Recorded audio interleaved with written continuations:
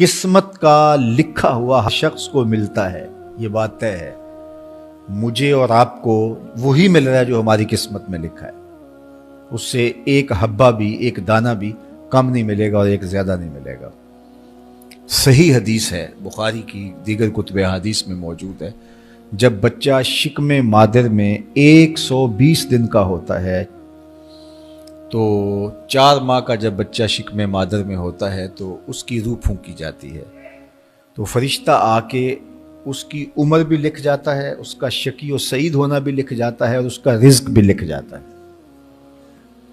तो रिज्क जो लिखा गया वो हमें मिलेगा, और जब जब मिलना है तब तब मिलेगा।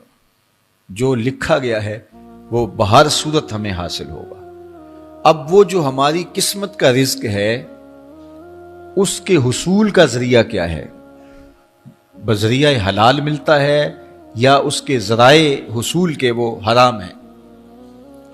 तो ये अल्लाह के जिक्र को छोड़ने की सजा ये है कि मिला वही जो किस्मत का था, लेकिन दौलत उस्मान ना मिली, दौलत कारून मिली। लिखा जो था, मकसूम था, मिला वही, एक दाना भी ज्यादा नहीं मिला और एक दाना भी कम नहीं मिला, लेकिन उसकी सजा काटनी पड़ेगी इसलिए कि हुसूल के जराए हराम थे। तो हजरत इकरमा रदी अल्लाह ताला अन्हु फरमाते हैं, कसबन हरामन। तो मईशत तंग कैसे होती है? बंदा कहता है कि ये तो बड़ा कमा रहा है, लेकिन कमा बजरिया हराम रहा है।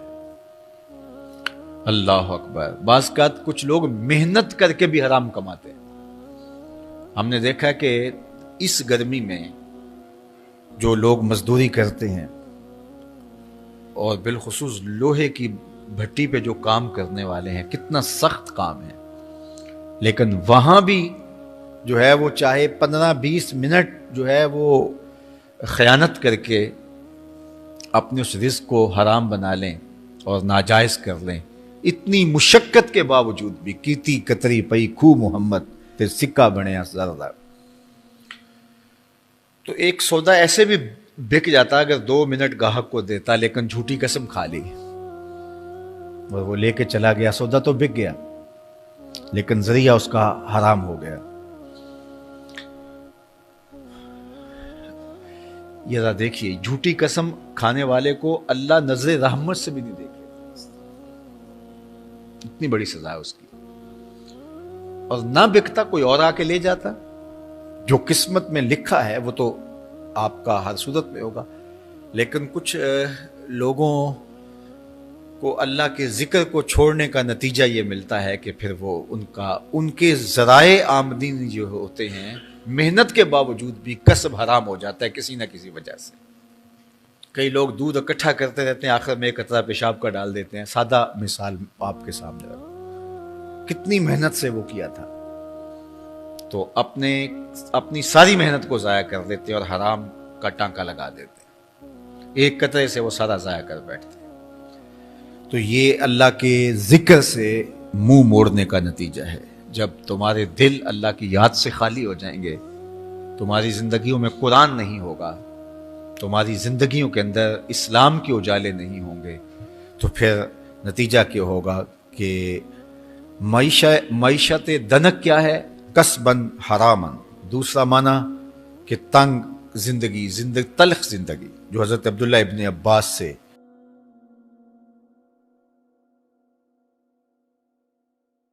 ये उम्मत खलीफा बिला फसल, खलीफा अव्वल अमीरुल मोमिनीन हज़रत सैयदना अबू बकर सिद्दीक़ रज़ी अल्लाह ताला अन्हु की मरहून मिन्नत है, उनकी एहसान मंद है।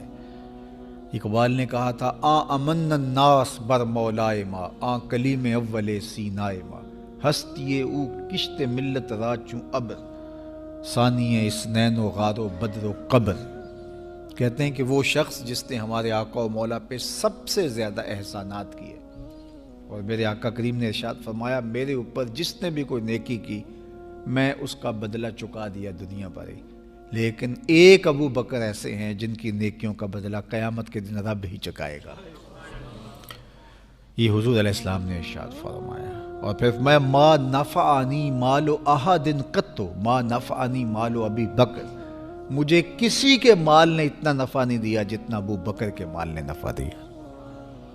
अपना सब कुछ हुजूर की राहों में नछावर कर दिया, माल पेश किया, जान पेश की, औलाद पेश की, वक्त दिया, एक एक सांस हुजूर के नाम कर दी। कहते हैं हुजूर अलैहिस्सलाम का साया नहीं था, लेकिन अबू बकर रदी अल्लाह ताला अन्हु साया बन के हुजूर के साथ रहे, साए की तरह हुजूर के साथ रहे। बदर के साथी, हजर के साथी, सफ़र के साथी, गार के साथी, हद हो गई मज़ार के साथी। अल्लाह अकबर। एक दिन हुजूर ऐसे निकल रहे हैं मस्जिद नबवी से, तो कोई लोग दाखिल हो रहे थे, तो हुजूर के दाएं हाथ में अबू बकर का हाथ था, बाएं में हज़रत उमर का हाथ था।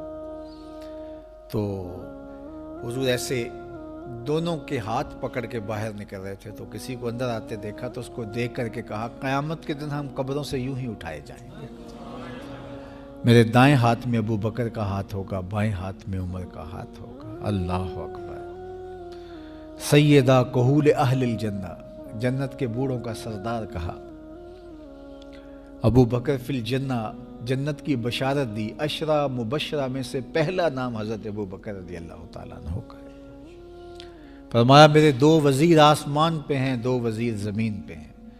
आसमान पे मेरे दो वज़ीरों का नाम जिब्राईल व मिकाईल है, और ज़मीन पे ऊपर मेरे दो जो वज़ीर हैं, एक का नाम अबू बकर है, एक का नाम उमर है।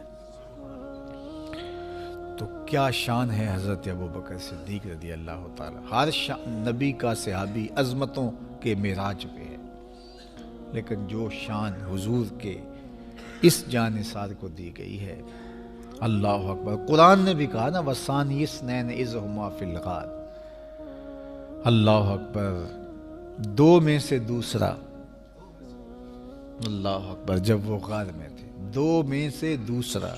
इस लफ्ज़ की खूबसूरती मुलाहजा कीजिए, दो में से दूसरा।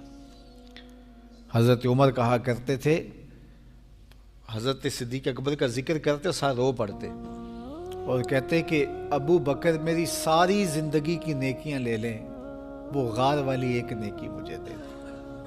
सारी नेकियां ज़िंदगी की अबू बकर ले लें, एक नेकी गार वाली मुझे दे दें। तो उनकी सारी नेकियां एक तरफ और अबू बकर की एक नेकी एक तरफ। और हज़रत उमर कहा करते थे, काश मैं अबू बकर के सीने का बाल ही होता। कोई कम शान है? ये हज़रत उमर कह रहे हैं, ये उमर जिसके बारे में मेरे हुजूर अलैहिस्सलाम ने फरमाया कि